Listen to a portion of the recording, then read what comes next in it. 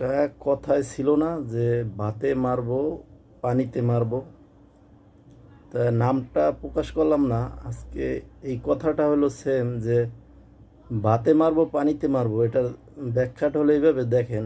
আমাদের যে বর্তমানে দেশে শুরু হয়েছে, আমরা সাধারণত মনে করেন একটা জিনিস ইউজ করি, এই যে দাঁতগুলো পরিষ্কার করার জন্য যে জিনিসটা ইউজ করি বা যে জিনিসটা ব্যবহার করি, এই জিনিসটা মানুষ হলো ভালোর জন্য ব্যবহার করে, ভালো কাজের জন্য ব্যবহার করে, মানে আপনার মুখটা যাতে ফ্রেশ থাকে।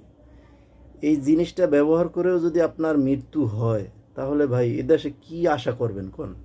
যে বলছে ভাতে মারবো পানিতে মারবো, এটার ব্যাখ্যাটা হলো এই যে আপনাকে বাতে মারতেছে না, আপনাকে পানিতে মারতেছে না, আপনাকে এই ভিতর থেকে অস্তে অস্তে অস্তে তিল তিল করে একদম ধ্বংস করে দিতেছে।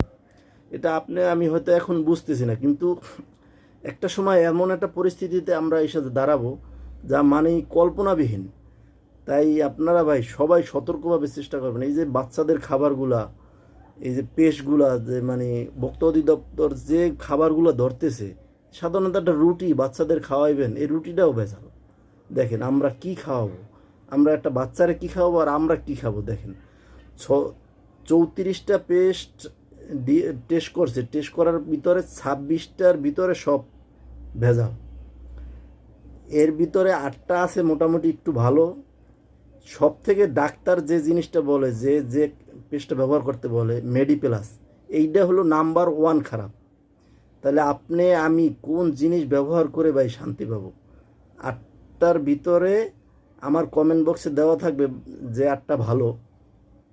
তা আপনাকে যদি কোনো একটা লোক বলে যে ভাই আপনি টাকা দেওয়াও লাগবো না, আপনি এই জিনিসটা খান, এটা ভিতরে বিষ আছে, আপনি কি এটা জানেন না টাকা ছাড়াও কিনবেন কোন বলেন? আমরা জানিয়া হুন্যা মানে টাকা দিয়ে বিষ কিনে খাইতেছি, মানে আস্তে আস্তে আপনার লাইফটারে ধ্বংস করতেছে।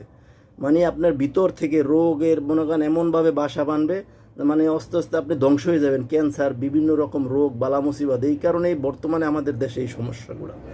তা এটা আমরা বুঝতেছি না ভাই, এই সম্পূর্ণ রোগ, বিভিন্ন রকম রোগ খাবার থেকে আসতেছে। তাই ভাই সতর্ক, ভাই সবাই একটু সতর্কভাবে চেষ্টা করেন। বাংলাদেশ সরকার কাছে অনুরোধ, আমার এই ভিডিওটা বেশি বেশি শেয়ার করবেন যাতে সরকারের কাছে পৌঁছায়। যে এই খাবার জিনিসটা আমাদের আগে নিয়ন্ত্রণ করতে হবে, এই ভেজালটা। না হলে এদেশে হাজারো আপনি চিকিৎসা কন, কোনো খাত কন, কোনো কিছু ভালো করা সম্ভব না। আমাদের এইখানে ভালো করতে হলে ভাই সবার আগে এই খাবারটা ঠিক করতে হবে। তাই আমি বিনত অনুরোধ করলাম ভিডিওটা আপনারা বেশি বেশি শেয়ার করবেন, যাতে সরকার এই জিনিসটা দেখে।